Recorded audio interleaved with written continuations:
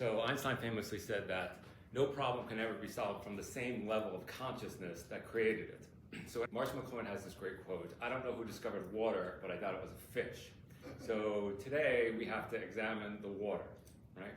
And to do that, we have to go on a psychological, emotional, spiritual, intellectual roller coaster. And I have to rattle your cage a little bit and give you some new tools, because when the only tool you have is a hammer, every problem resembles a nail. Okay, so whatever's in this room is like a dressing room, and you just try it on and leave what you don't like when you leave the room and take what you like. So let's look at the conscious mind. We all have a subconscious mind that allows us to get through life all the time. Personally, I believe that there's three entryways to the subconscious. The first is jokes, the second is magic, and the third is dreams. I like jokes, so I'll tell you what. Guy goes into a doctor's office and he says, "Doctor, it's really terrible. I think I'm a seed, a grain of wheat." And he says, "Oh my gosh, we have to put you in a mental institution, you know." So they put him away for 6 months, and he comes out and he's a man again, and they have a party just like this with this wonderful spread, and he leaves, and 5 minutes later comes back in huffing and puffing, and the doctor's like, What's going on? We convinced you that you're a man and not a seed. And he goes, I know I'm a man and not a seed, but does the chicken outside know? So, the problem with this paradigm thing is that we enroll other people in our way of being, right? You can either be the victim of your stories or the hero of your stories, and you choose your language. You choose how to enroll other people and the relationships that you create. So for the next 50 minutes, just go with language creates reality, whatever words you choose. And what I'm interested in terms of philosophy is how do thoughts relate to language? Peter Gabriel on Peter Gabriel 2 says, I think in pictures, not in words. Mozart and Beethoven received symphonies. So do we only think in language and in English or French? What could you think if you didn't have that? And then look at how crazy our language is.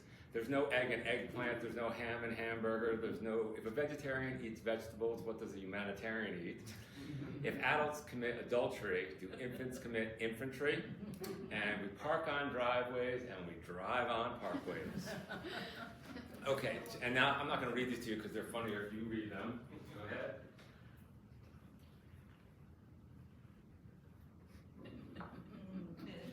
You see how crazy language is, and we're dependent on it to create all of our relationships. So, entertain the possibility that language is a prison. Language is a cage, right? And Lacan famously says, language thinks me. Language thinks me.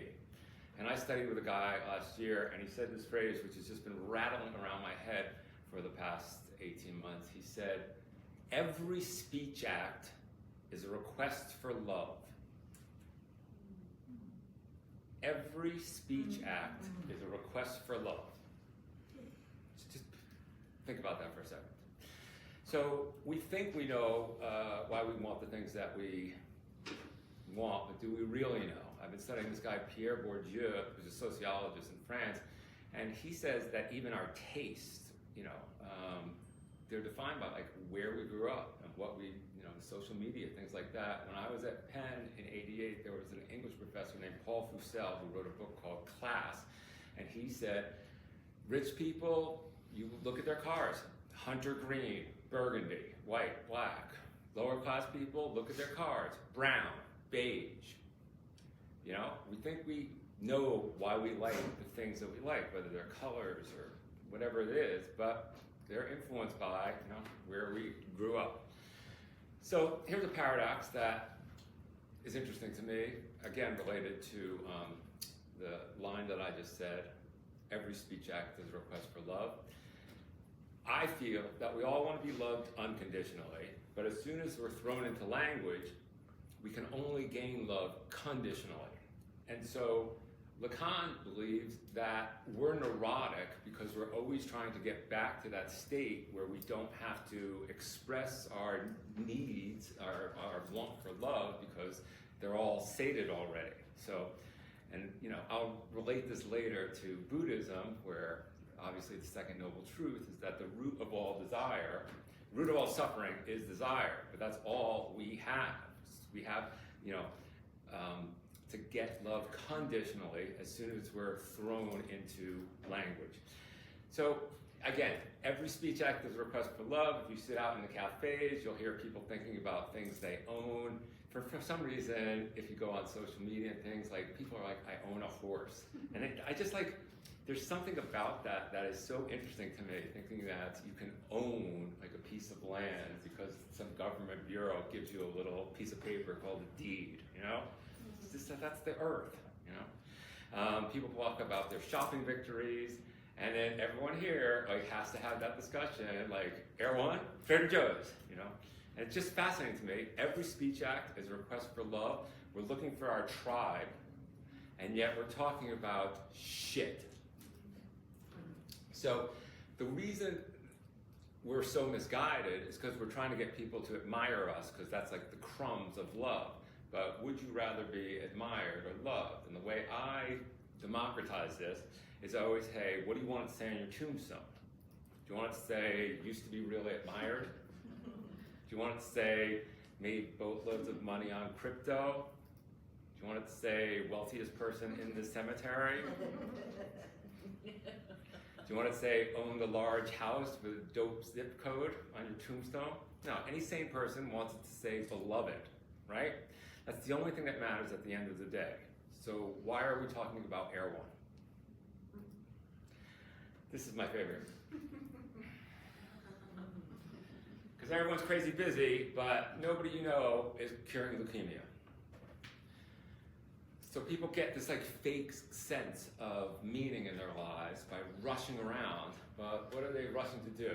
Pilates, Zumba, Out of 1,000 elderly people, how many of them said that you should make a lot of money when you're alive, or be as wealthy as the people around you, or work as hard as possible? 0. All old people at the end of their life say the same thing. I should have loved more. Okay, so again, do you think your thoughts, or do your thoughts think you? Language thinks me. This is why I write, because I'm interested in like the percentage of thoughts that revolve around money and capitalism, right? And the things we do to either save money or spend it in a certain way or not spend it. It's just fascinating to me, the percentage. Those are the type of things that interest me. There's a beautiful phrase, I want to be a human being, not a human doing, right? But then Weber, 110 years ago, spoke about Homo economist, and he says, I don't want to be a human earning. So I want to be a human being, not a human doing, and not just a human earning. All of this was said by Leonard Cohen much more poetically than I could ever say it. We are not mad, we are human. We want to love, and someone must forgive us for the paths we take to love. For the paths are many and dark, and we are ardent and cruel in our journey. Ram Dass said it even more succinctly when he said, we're all just walking each other home. So we're all on autopilot. We've forgotten all these things that we want to stay beloved on our tombstone when we're running around shopping. And again, we're here today to look at like what we consider to be normal. And for what I do is I teach how to be authentic. The question is, why did we become, or how did we become so inauthentic? And I like this little exchange to explicate it. One brother says to another one, why did you grow up to be a drunk? And he says, because dad was a drunk. And he says, well, why did you not grow up to be a drunk? And he says, because dad was a drunk. So in my book, I write, we become what we love and we become what we hate. And both are inauthentic. We become what we love and we become what we hate, and both are inauthentic. There's a part of us that wants to get the accolades from our parents and please them, right? That's becoming what we love. And then there's a part of us that's individuating, getting tattoos, piercings, drinking too much, things like that. And we're conflicted our whole life. I explained this morning. I taught this famous actor at Esalen this class, and he came up to me and we were sitting there at lunch, and he goes, Ira, my mother died 3 years ago. Why is she still criticizing me? Right? So even if your parents are dead, you still have assimilated their voices, and you can hear them when you're in fights with your loved ones or at other times. It's very interesting. So everyone's seen this chart before. There are things that you know how to put money in a meter, you know how to come to the library, you know how to eat lunch. There are things that you don't know. You don't know how to change a carburetor on a Bugatti. You don't know how to use the phone app on your phone anymore. And you don't know how to get your kids to listen to you. And then there are things that you don't know that you don't know. And that is infinite. What you don't know that you don't know is infinite. So what we're asking today is, could it be what's in your subconscious that's causing you to feel any meaninglessness that will remedy in 30 minutes? If you practice meditation, you know that the mind has a mind of its own. Again, you're on autopilot most of the time. Look at how reliable your mind is. What do you see? What do you see? Right? This is how reliable your fucking mind is. Again, what is this? I want someone to stand on their head and look at it upside down. That's what you really see. Who's this? Famous singer? Adele. Again, this is how reliable consciousness is. Okay, I'm going to ask 2 questions. I want you to yell out the answers. First of all, what's the color of snow? White. And what do cows drink? Milk. Water. So it's like a trick that 5-year-olds play on each other. But when I teach, okay. So, this is my favorite photo on the internet. But it's even funnier now. I will make fun of someone in here because if you look closely, you know, he's from Texas. Okay, so there's no immaculate perception. The map is not the territory, right? So, ceci n'est pas un pipe. That means that, like, this is a painting of a pipe. You cannot smoke the painting. All we have are representations, symbols in our head floating around. So, we have to look at those things that are in there and examine how and why they're there. I love this question. Who is the author of your desires? I was just saying a couple minutes ago, I've been looking at Pierre Bourdieu's work. It's very, very interesting to me because, there's this one website, I forget what it's called, something Atlas, and it's by MIT, and you give them your zip code, and it tells you how much your child will earn in 50 years. And I bet it's highly accurate, because, right? Because that's the biggest determinant of where your kid is going to end up going to school, and then where they're going to, what friends they're going to make, whose father's on the board of directors for what company, and how they're going to get a job, and things like that. I forget, it's something Atlas. It's a wonderful website. I had a client who lived on this side of Montana, and he wanted to move across the street into the other zip code just so his kids could make it another $15,000 in 40 years. Okay, so why do you want the stuff that you want, and why do you think the shit that you think?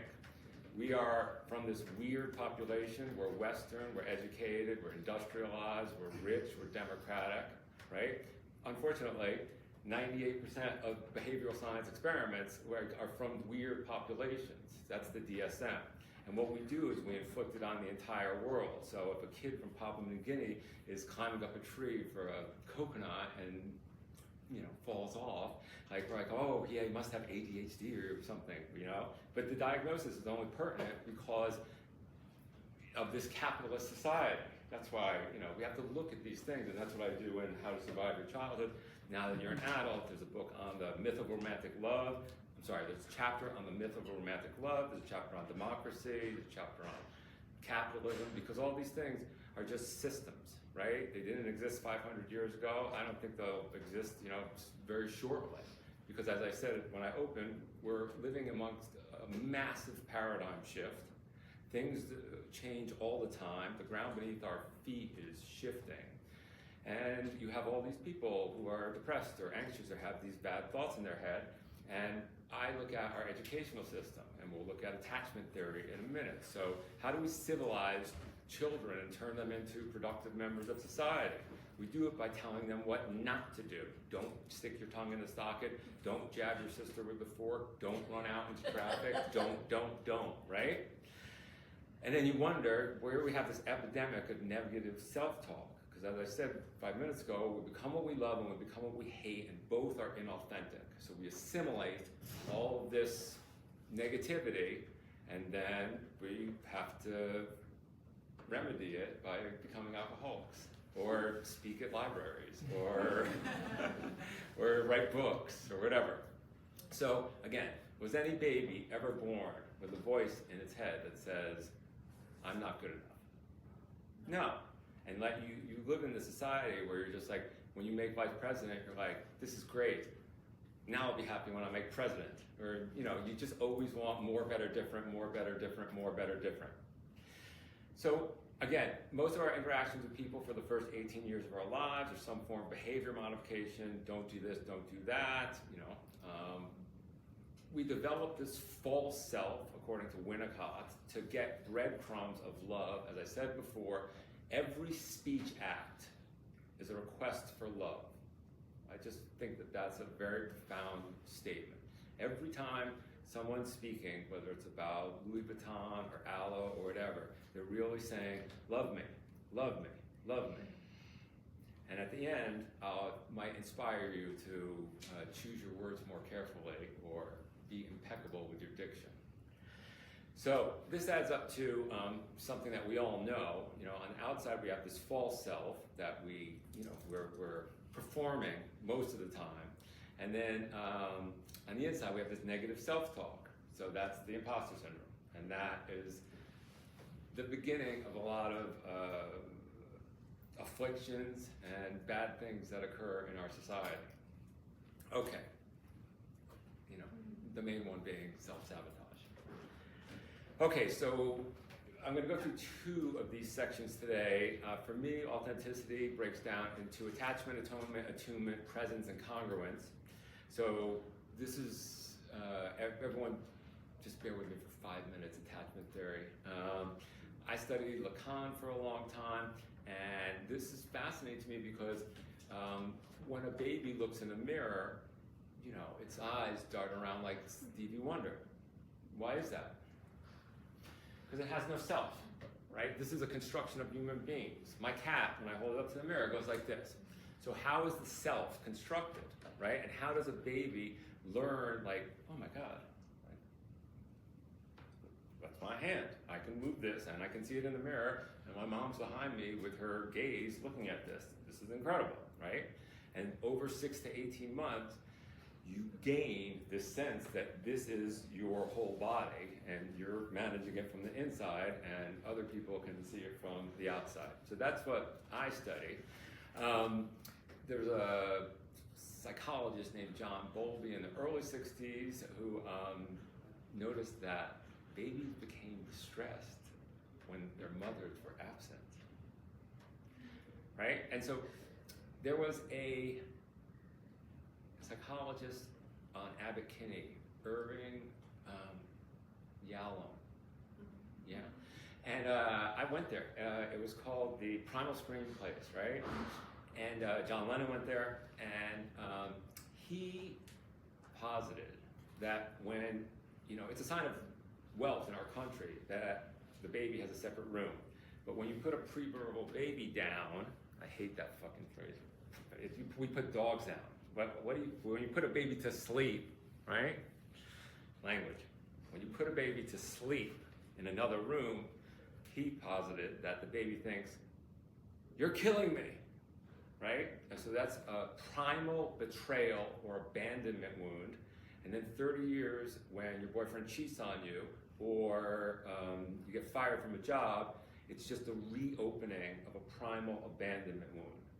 So again, growing up in this rich culture where our parents put us to sleep in another room and said, we'll be back in 8 hours, don't worry, and you don't understand English as well as we do, you have this, why are these people who I have, entrusted my life with killing me?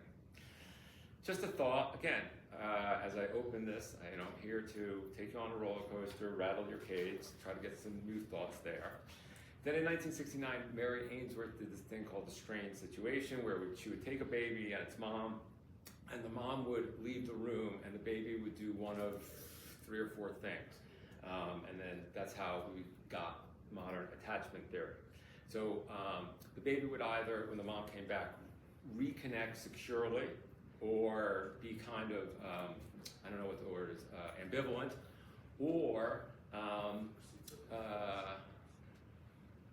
be disorganized, right? So here are the types of attachment. There's secure attachment, and that was in 1969, like 33% of the people. And I think it's much, much lower today. And if you notice, Scott Galloway says that a man has to swipe 1,400 times on any dating app to get one date, right? I think that like the vast majority of people in this culture are avoidant.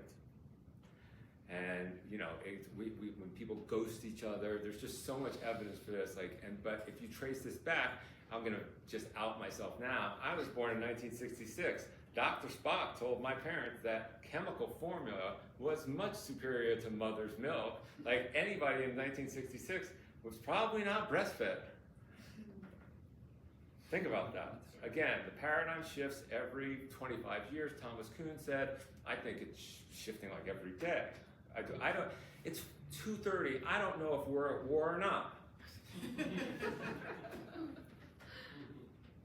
What's gonna happen by dinner? Okay, so in 33% of those experiments, when the mother came back into the room, the dysregulated baby reattached securely, and those people grew up to have marriages that lasted more than 7 years. And then there's insecure avoidant attachment, so when the mother comes back into the room, the baby's in the room, the mother leaves it, the baby freaks out, the mother comes back in, the baby cries itself out. I love that phrase. We'll just let the baby cry itself out. So the mother comes back into the room and the baby's like this.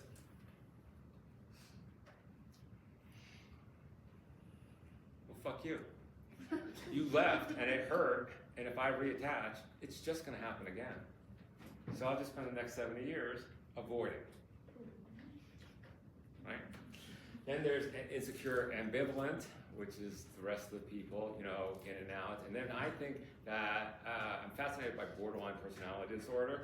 I feel as if, there's mood disorders, and people who suffer from borderline personality disorder just have extreme reactions. The quintessential, someone who's like, hey, I'm gonna be late for dinner, and the person's like, fine, I'll just go kill myself. And you're like, yo, what the? So, but I feel like that's learned in childhood because the baby had to set shit on fire to get their mother's attention. And now they're 40 and they're boiling rabbits in their lovers' pots. Basic instincts. Okay, so attachment theory. It's just one of these things that we need to know our propensities to, attach because it shows up later in life in our relationships. So again, these secure people who can ask for assistance and give assistance. Then there's avoidant because they have a fear of this wound reopening, so they just avoid reclusive, Ted Kaczynski. Then there's anxious, preoccupied, they're kind of in and out, and then there's disorganized, where they're like, I love you, I hate you, I love you, I hate you, I love you, I hate you. So again, one of these things, just take one of those online tests, find out your style, and it's probably showing up some way like this, like the way you're thinking about your relationship with your partner. Okay. The reason this is interesting to me is because if there's any yogis in the room, you know, you have a root chakra, and that attachment, I feel, is related to money and security in life. And Jan Matero said, to choose doubt as a philosophy of life is akin to choosing immobility as a means of transportation.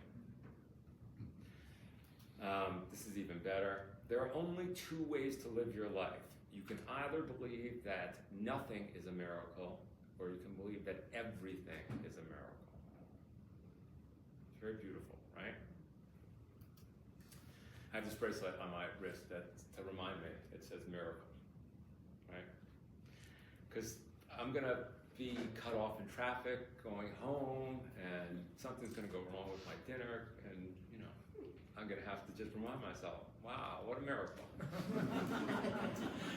So it's your choice. The glass is either half full or half empty. It doesn't depend on the glass, it depends on you. And this is Schrodinger's cat from physics. The percipient influences the outcome. Okay, so why is this important for relationships? There's this beautiful lecture book by Harville Hendricks, it's called Marriage as the Path to Wholeness. He says the subconscious purpose of marriage in America is to enable you to complete your childhood. Your parents had deficits, those deficits wounded you, those wounds became defense mechanisms, and those defense mechanisms became your personality.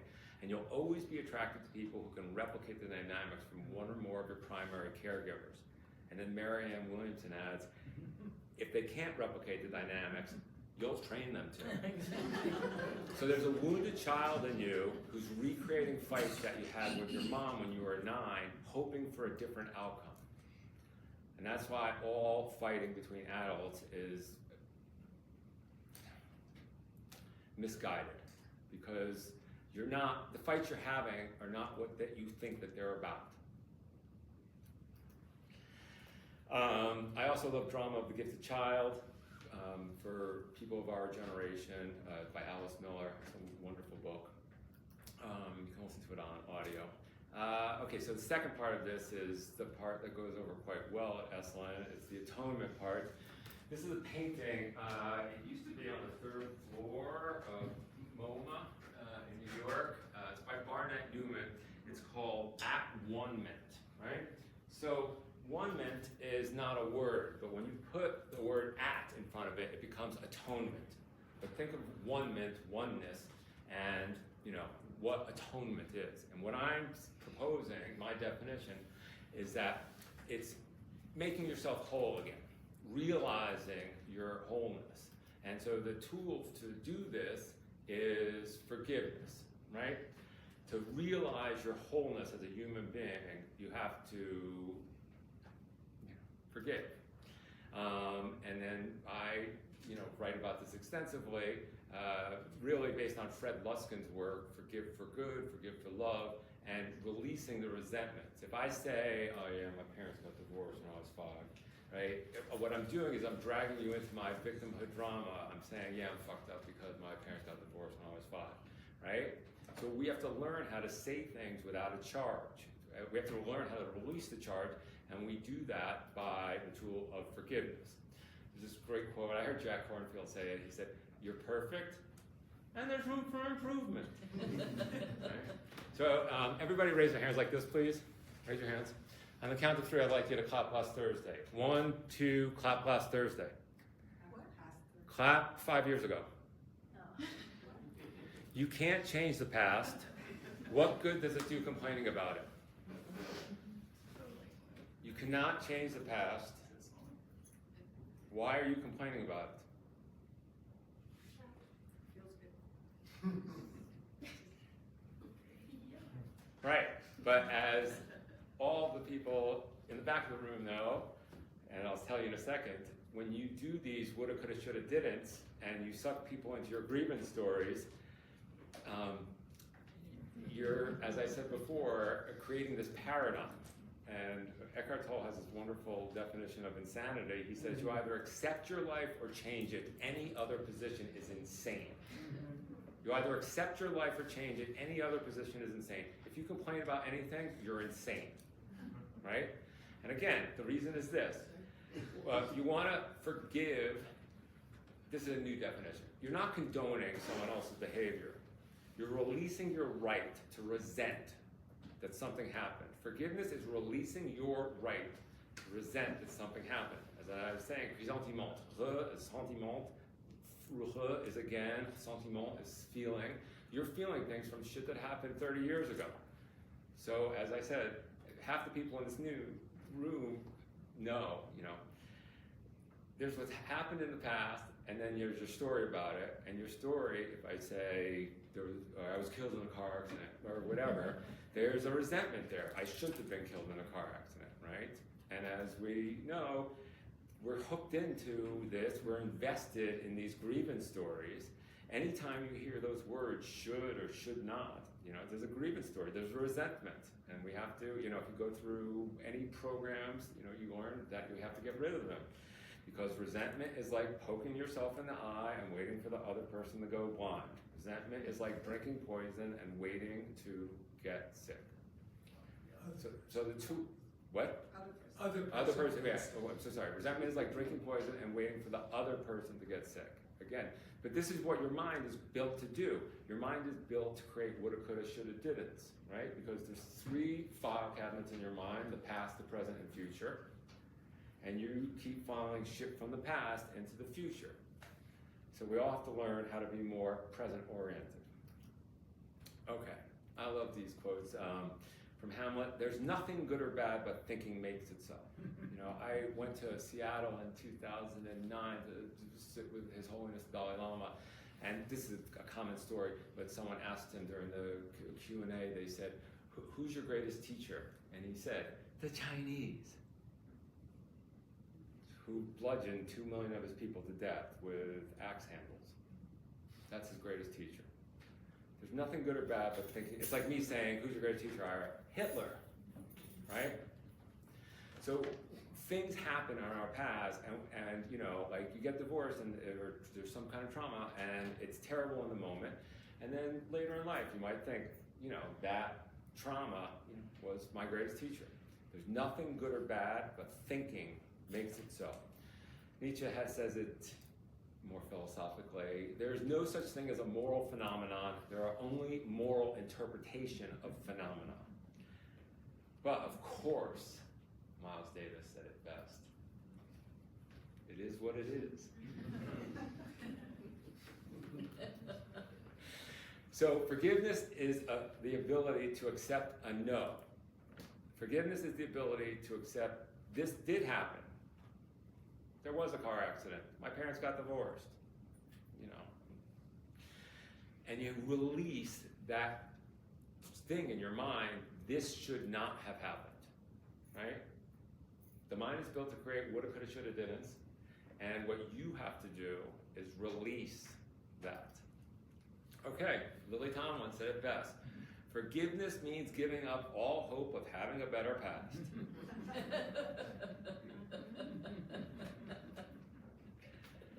Forgiveness means giving up all hope of having a better past. So when you're not willing to forgive, that means you're not done suffering. Unforgiveness is your desire to share your suffering. Bumper sticker. Pain is unavoidable. Suffering is optional. Pain is unavoidable. Suffering is optional. Pain does not cause suffering. It's our intolerance of pain that causes suffering.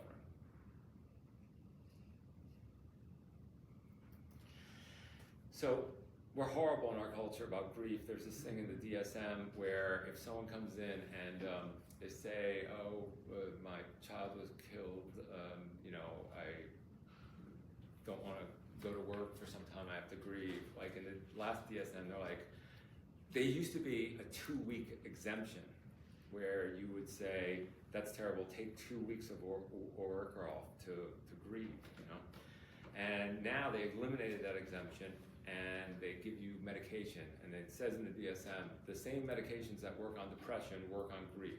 So what is the barometer of our DSM, which is the manual for mental health? What is it? But how do you know someone's mentally well in our culture? Because they work, they earn money. That's sick, right? Can you work? All the things are, can this person sit behind their lathe, sit behind their steering wheel? It's gross, right?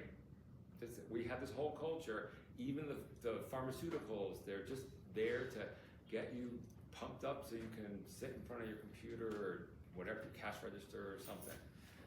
But, as I said when we opened, the ground beneath our feet is moving, and in our lifetimes, the stock market could implode, go to zero, the dollar, all the things that we believe in are shifting. So how do we create meaning when that is going on, So the Buddha taught this thing called skillful means. And so I'm having you recognize some of these unskillful solutions, and then when you want vengeance or when you want bad things, you say, it stops with me. I'm going to break this chain of unskillful solutions. Whether it's binge drinking, that's a solution to a problem. It's not a skillful solution, right? Okay, so just think for 1 second, who do you need to forgive today in order to be free and show up authentically? Again, if you watch the Academy Awards for when Ben Affleck won for Argo, it's so beautiful. He's like, he comes back to the mic. He's like, and don't hold grudges. It's really lovely, right? But it's like, it says it all, because again, your mind was built to create woulda, coulda, shoulda, didn'ts. Fantastic. Those things keep you safe. But they also, are these resentments. So do you have any grudges or woulda, coulda, shoulda, didn'ts that you would like to leave in this room? And you can pick them up in a couple of years, see what it's like to live without hate and spite and malice. Again, authenticity, attachment, attunement, presence, and congruence. Maybe I'll be invited back and I can do the other three. All these are delineated in my book. And now let's get to the part that you all came for, meaning. So this is fascinating to me. We have this whole thread of existentialism, and a lot of it is influenced by the wars. Sartre, Camus, all these people, even Nietzsche, let's say. Everyone argues Kierkegaard, but we have this thread of how do we find meaning in life? So I love Nietzsche, and Alexander Nehamas at Princeton, he taught that we should create our lives as if we're creating a work of art. We should be the poets of our lives, right? You try to make it beautiful. So that's one way. I'm going to give you a couple. But really, again, create your life as if you're creating a work of art, something that you're proud of. And be the poet.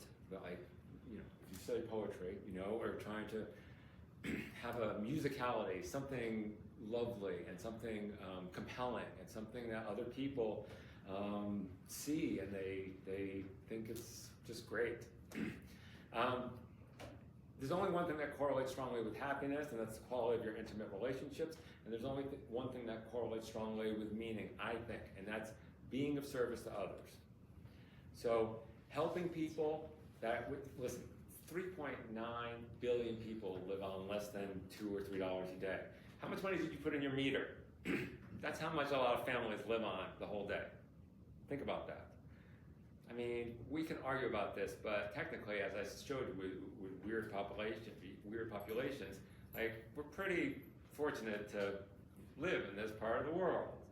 Even though we all pay taxes on Wednesday and we hate the government, we're at war, it's terrible. But think about it, compared to 3.9 billion people, not bad, right? Okay, so if you want to make your life meaningful, find one of those 3.9 billion people and walk them across the street, read a book to them, organize a dinner for them. It's infinite what you can do. If you want to feel good about yourself, that's the only thing. You know, there's all these scientific studies that giving away money makes people happier than hoarding it. Right? It's tried and true. And then for me, a part of that is we teach what we need to learn.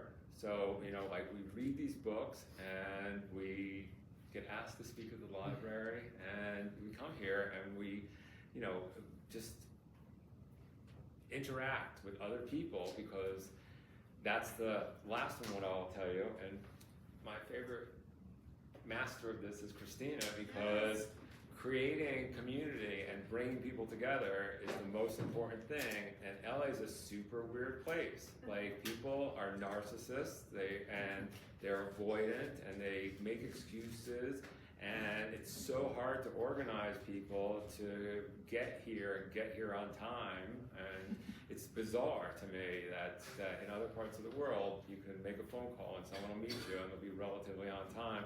And 3 people came to the door at 3:30 and then walked away because they knew they missed half of it. I don't know what they were thinking. I'll hear about it on Monday. Oh, my cat threw up. Oh, I thought I had laryngitis, so I went to urgent care, but then I realized I was speaking, so I should have come earlier. I mean, it's fucking bullshit, right? Just like, get a phone call, show up. Not that difficult. So again, creating really authentic community, and this is funny, we were talking about this the other day, you can determine what the conversations are about.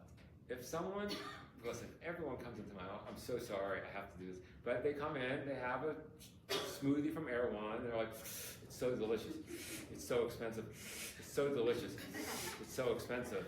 I'm like, again, like, I don't, how? It's like I own a horse. You know, it's like why are you saying these things? You know, like, choose the conversation. We don't, you know. So again, when you create authentic community, it's just like, make every word count. Be intentional in terms of how you want to connect with other people. I find that adds a great meaning in my life. And like last week, I went to Chantal and I went to 2 museums and then the symphony. And then I had to go home because I didn't understand the symphony because it was Messiaen, and I never heard this composer before. And it sounded to me, it was written in '46, and it sounded very contemporary. And then I realized I think it was based on Schoenberg. And I had this whole discussion because Schoenberg lived up here. Arnold Schoenberg created the 12-tone scale, and so it was compelling, and I didn't understand it. So then I had to go home and go down the rabbit hole. And next time I'm at a dinner party, and someone else is like, oh yeah, we went to the symphony, we saw this thing, I didn't understand it. I was like, me too. I didn't understand it, it was great, and I had to go home and watch 50 YouTube videos from people smarter than me to try to figure it out. So again, I feel like people will enjoy your company more if you're passionate about just 2 or 3 things. I mean, that's why we have common interests to talk about. And I actually believe that the culprit in displaying of our culture is the internet, because it gives us too many possibilities and everyone gets their own algorithm and we have all different bits of information. So 2 guys meet in a bar, they're gonna ask, what's your name? And we judge people on their names. We do. Ira Israel. Do you think I'm Chinese, right? Where are you from? I'm from New York. Duh, you know. What do you do? You know, what does it look like I do? Do I look like a dentist? I'm a cop. That's what I do, right? No. That could be a dentist. What? But it's really interesting. All those things are tribal. We're checking to see if the person is a member of our tribe. Like, do they like the Nets or the Knicks? Do they have a Louis Vuitton or a Gucci handbag? All of these things are just tribal. We're just looking to trust other people, attach securely, to have some love, and, you know, be as peaceful as possible. So creating authentic community, showing up, being as authentic and compassionate as possible is the last way I find meaning in life. So this will inspire you another way. This is the definition of hell. On your last day on earth, the person you became will meet the person you could have become.